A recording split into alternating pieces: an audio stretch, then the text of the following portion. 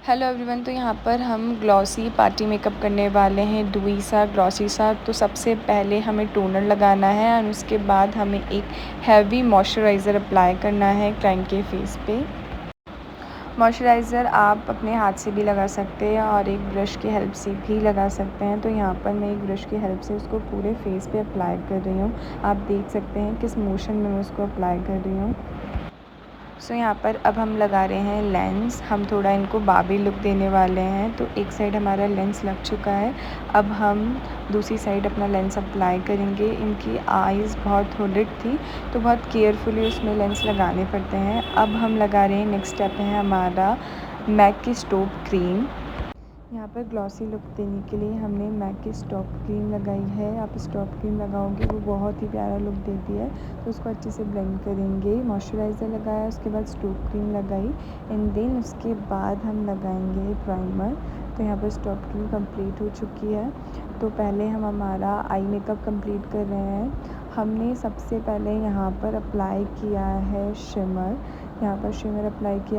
Shimmer हमने mainly इसलिए apply किया है क्योंकि हमारी क्लाइंट की डिमांड थी कि उनकी जो आइज़ है वो बड़ी लगनी चाहिए, क्योंकि उनकी छोटी छोटी आइज़ है, उनके हुडेड आइज़ है। तो उनकी मेनली यही डिमांड थी कि आइज़ बड़ी लगनी चाहिए, छोटी नहीं लगनी चाहिए। तो हम शिमर प्रॉपर्ली अप्लाई करेंगे ताकि जो हमारी इनकी आइज़ है वो बड़ी लगे। आज तक हमने यही सुना होगा कि काजल लगाते हैं तो आइज़ छोटी लगती है, वाइट काजल से आइज़ बड़ी लगती है, बट ऐसा नहीं होता। आप आई शेडो कैसे अप्लाई करते हैं, किस मैनर में अप्लाई करते हैं, वो भी बहुत ज़्यादा इम्पॉर्टेंट होता है। ठीक है, तो यहाँ पर हमने शिमर अप्लाई कर दिया है। अब हम देखेंगे शिमर अप्लाई करने के बाद हमें जो आउटर कॉर्नर है उनको भी वापस से रीडू करना होगा, थोड़ा सा शेड देना होगा, जिससे कि हमारा जो शिमर है वो और भी ज़्यादा पॉपअप होके सामने आए। हमारे जो आई शेडो के कलर्स हैं एंड जो हमारा शिमर है वो हमने फॉरएवर 52 की आई शेडो पैलेट से लिया है। सो यहाँ पर हमारा ऑलमोस्ट कंप्लीट होने वाला है आई मेकअप। आई मेकअप के बाद हम लगाते हैं लाइनर। लाइनर यहाँ पर बहुत मोटा नहीं लगाएंगे, पतला लगाएंगे, क्योंकि यहाँ पर हमें हमारा आई मेकअप दिखाना है। सो यहाँ पर हमारा जो लाइनर है बहुत ज़्यादा थिन लगेगा, थिक नहीं लगेगा। सो यहाँ पर हमने अप्लाई कर दिया है हमारा लाइनर। अब हम अप्लाई कर रहे हैं रीकोट का प्राइमर। रीकोट के प्राइमर्स बहुत अच्छे होते हैं। यहाँ पर हमने रीकोट का प्राइमर यूज़ कर लिया है, अप्लाई कर दिया है। यहाँ पर हमने रीकोट का प्राइमर लगाया है। अब हम इसको सही टेक्निक के साथ इसको ब्लेंड करेंगे एंड देन उसके बाद आप देख सकते हैं इनका जो पूरा फेस है उसमें कोई भी डार्क एरिया नहीं है या फिर कोई भी पिगमेंटेशंस नहीं है, बट आप इनको ध्यान से देखेंगे तो रेडनेस है। सो रेडनेस जो है हम उसको किससे कवर करते हैं, रेडनेस को हम कवर करते हैं ग्रीन से। ठीक है, तो यहाँ पर हम उसको करेक्ट करने के लिए ग्रीन यूज़ करेंगे, ग्रीन कलर करेक्टर यूज़ करेंगे। इनकी स्किन ऑलरेडी बहुत अच्छी थी तो यहाँ पर हमें सिर्फ रेडनेस दिख रही है, उसको हम कवर अप कर लेंगे ग्रीन से। पर ग्रीन के बाद भी हमें कंसीलर अप्लाई करना होता है। तो यहाँ पर सबसे पहले मैं ग्रीन अप्लाई कर रही हूँ, आप देख सकते हैं। यहाँ पर मैंने पहले एक बार ट्राई किया, अब ग्रीन अप्लाई कर रहे हैं। ठीक है, तो ये जो हमारी पैलेट है वो रीकोट की पैलेट है, आप देख सकते हैं। आप फॉरएवर 52 की भी पैलेट यूज़ कर सकते हैं, आप मैक की भी पैलेट यूज़ कर सकते हैं, बट मैं रीकोट की पर्सनली अच्छी लगती है मुझे, तो मैं रीकोट की पैलेट यूज़ करती हूँ। तो यहाँ पर हमने ग्रीन अप्लाई कर दिया है जहाँ पर भी रेडनेस थी। ओके, तो यहाँ पर हम ग्रीन अप्लाई कर रहे हैं एंड उसके बाद हमारा नेक्स्ट स्टेप होगा, हमें ग्रीन को भी कवर अप करना पड़ेगा। सो जब भी हम क्लाइंट के ऊपर मेकअप करते हैं तो सबसे ज़्यादा प्रॉब्लम हमें आती है या तो बहुत ज़्यादा डस्की स्किन होगी और बहुत ज़्यादा फेयर स्किन है तो उसमें भी बहुत ज़्यादा प्रॉब्लम आती है। अगर आपके पास बहुत ज़्यादा फेयर स्किन पे काम आया है, अगर आप उनको देखोगे तो उनकी स्किन बहुत ज़्यादा फेयर लगेगी, बहुत ज़्यादा अच्छी लगेगी, बहुत ज़्यादा इवन लगेगी। बट जब हम प्री बेस स्टार्ट करते हैं तो थोड़े बहुत फॉल्स सामने आते हैं, बट उनके जो फॉल्स होते हैं वो इतने ज़्यादा नहीं होते कि हम उनको ऑरेंज कलर करेक्टर दें और उससे कवर अप हो जाएंगे। नहीं, ऐसे नहीं होते, और इतने कम भी नहीं होते कि हम नॉर्मली थोड़ा बहुत कंसीलर लगा के या डायरेक्ट डायरेक्ट फाउंडेशन लगा के उसको हाइड कर देते हैं, ऐसा नहीं होता है। वो ऐसे दिखता है हमें या फिर वो ग्रे पड़ जाता है थोड़े टाइम बाद। तो हमें सारे स्टेप फॉलो करने होते हैं। जब किसी फेयर स्किन पे काम आता है तो हमें उसको बहुत ज़्यादा और ज़्यादा अच्छा और ज़्यादा इन्हांस करनी होती है उनकी ब्यूटी। बट बहुत बार बहुत सारे मेकअप आर्टिस्ट के साथ ऐसा होता है कि उनकी फेयर स्किन छुपा देते हैं वो लोग। सो यहाँ पर हमें हमेशा अपनी क्लाइंट को सेटिस्फाई करके बेचना होता है और हमेशा उनकी जो ब्यूटी उन्हें इन्हांस करना होता है। कभी भी उनको ऐसा ना लगे कि यार मैं तो पहले ही इतनी सुंदर लगती थी, ऐसा नहीं होना चाहिए। तो यहाँ पर हमने क्या किया था, हमने ग्रीन कलर करेक्टर लगाया था एंड देन उसके बाद मैंने कंसीलर यूज़ किया था उसको ग्रीन कलर करेक्टर को हाइड करने के लिए। एंड देन अब हम यूज़ कर रहे हैं फाउंडेशन जो है, हमने 2 फाउंडेशन लिए हैं। एक नास का फाउंडेशन है, एक फॉरएवर 52 का फाउंडेशन है। उन दोनों को मिक्स किया है एंड देन उसको अप्लाई किया है।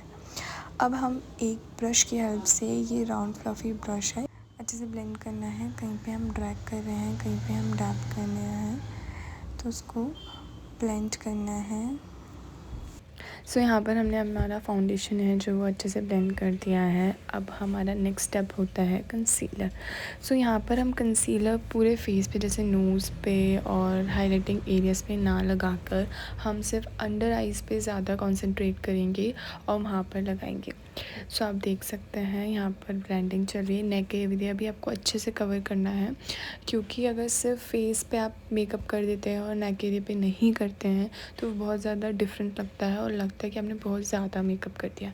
तो जब भी आपको मेकअप करना है, हमेशा अपने नेक एरिया को कवर करना है, अच्छे से उसको सेम स्किन टोन देना है जैसे कि आपने अपने फेस पे दिया है। आप एक टोन लाइट भी दे सकते हैं, क्योंकि ऐसा बोलते हैं जो शेडो होती है वो अपने नेक पर आती है, उसके बाद एक टोन अपने आप लाइट हो जाता है।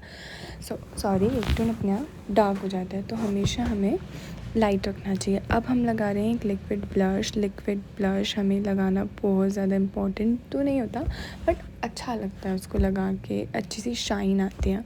सो हमने लगाना है लिक्विड ब्लश को हम ब्यूटी ब्लेंडर की हेल्प से भी ब्लेंड कर सकते हैं और एक ब्लश से भी ब्लेंड कर सकते हैं। अब आप देख सकते हैं हम कंसीलर अप्लाई कर रहे हैं। जस्ट हमने आइज़ के नीचे अप्लाई किया है, अंडर आइज़ पे अप्लाई किया है। हमने कंसीलर को नोज़ पे एंड फॉरहेड पे, हाइलाइटिंग एरियाज़ पे ज़्यादा अप्लाई नहीं किया है, जस्ट अंडर आइज़ अप्लाई किया है एंड दैट्स इट। देन उसके बाद हम कर रहे हैं कॉन्टूर हमने अच्छे से किया है, क्योंकि इनका थोड़ा फेस चबी था तो उसको इनको थोड़ा शेप देनी थी।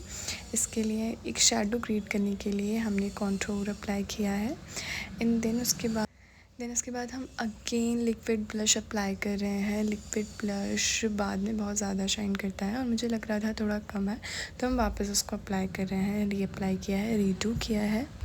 हमने जब पहले ब्लश अप्लाई किया था तो हमने अप्लाई किया था उसको एक ब्रश की हेल्प से। अब हम अप्लाई कर रहे हैं एक ब्यूटी ब्लेंडर की हेल्प से। सो हम इनका पूरा फेस ब्यूटी ब्लेंडर की हेल्प से एक बार सेट डाउन कर देंगे एंड देन उसके बाद अप्लाई करने वाले हैं लूज़ पाउडर। अब सबसे पहले इनके जो अंडर आइज़ होंगी क्लाइंट की, उसको अच्छे से सेट करेंगे। उनके लाफ लाइंस जो है उसको अच्छे से सेट करेंगे। देन उसके ऊपर हम यूज़ करेंगे लूज़ पाउडर। देन उसके बाद हम लगाएंगे लैशेस एंड देन उसके बाद हम लगाएंगे blush, contour and so on. ये सब पाउडर लगने के बाद सारी चीज़ जो एप्लीकेशन होती है वो पाउडर के फॉर्म में होती है। सो यहाँ पर सबसे पहले हम सेट कर रहे हैं इनकी ब्रोज़। तो यहाँ पर हम ब्रो सेट करेंगे। ब्रो सेट करना बहुत ज़्यादा इंपॉर्टेंट होती है। जिनकी बहुत ज़्यादा थिन होती है उसको थोड़ी सी हमें थिक करनी होती है, एंड जिनकी बहुत ज़्यादा थिक होती है उस पर बहुत ज़्यादा काम करने की ज़रूरत नहीं होती, बहुत कम में भी हमारा काम हो जाता है। तो यहाँ पर हम ब्रॉन्जिंग कर रहे हैं।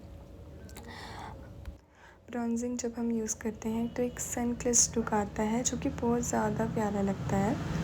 जब हम कॉन्टूर करते हैं तो बहुत ज़्यादा शार्प लुक होता है, वो मॉडल्स पे, मेनली मेरे हिसाब से मॉडल्स पे ज़्यादा अच्छा लगता है। बट हम जब क्लाइंट पे वर्क करते हैं तो हमें ब्रॉन्ज़र का ज़्यादा यूज़ करना चाहिए, कॉन्टूर से ज़्यादा हमें ब्रॉन्जिंग का यूज़ करना चाहिए, वो ज़्यादा अच्छा लुक देता है।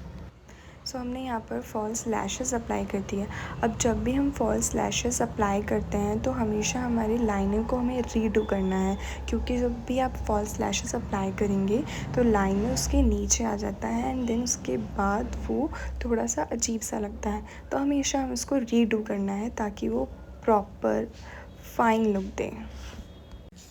हमने यहाँ पर लूज़ पाउडर यूज़ कर लिया था एंड देन उसके बाद हम यूज़ कर रहे हैं अपना ब्लशर, जो कि एक पाउडर की फॉर्म में है।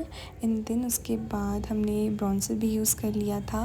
आप देख सकते हैं वो कितने ज़्यादा प्यारे लग रहे हैं। अब हमें अप्लाई करना है लिप शेड। जो हम लिप शेड हमने आईज़ बहुत ज़्यादा शिमरी कर दिया है। सो अब जो हम लिपस्टिक देंगे, जो हम लिप शेड देने वाले हैं, हम न्यूड देने वाले हैं ताकि वो बैलेंस हो जाए। हमेशा हमें ये ध्यान रखना होता है, अगर हम लिप्स को बोल्ड कर रहे हैं तो आईज़ को न्यूड रखें, और अगर हम आईज़ को बोल्ड कर रहे हैं तो लिप्स को न्यूड रखें। इससे हमारा जो मेकअप है वो बहुत ज़्यादा सुंदर लगता है, ऐसा मुझे लगता है। ठीक है, तो यहाँ पर हम न्यूड शेड देंगे एंड देन उसके बाद हमारा फाइनल लुक सामने आने वाला है। आप देख सकते हैं ऑलरेडी वो बहुत प्यारे लग रहे हैं। वो रियल में भी बहुत ज़्यादा सुंदर थे, मेकअप के बाद उनकी जो ब्यूटी है वो बहुत ज़्यादा इन्हांस हो चुकी है। सो यहाँ पर इनका मेकअप कंप्लीट होता है एंड अब ये है हमारा फाइनल लुक। इनका हेयर डू कंप्लीट हो गया है। आप देख सकते हैं कितनी ज़्यादा प्यारे लग रहे हैं।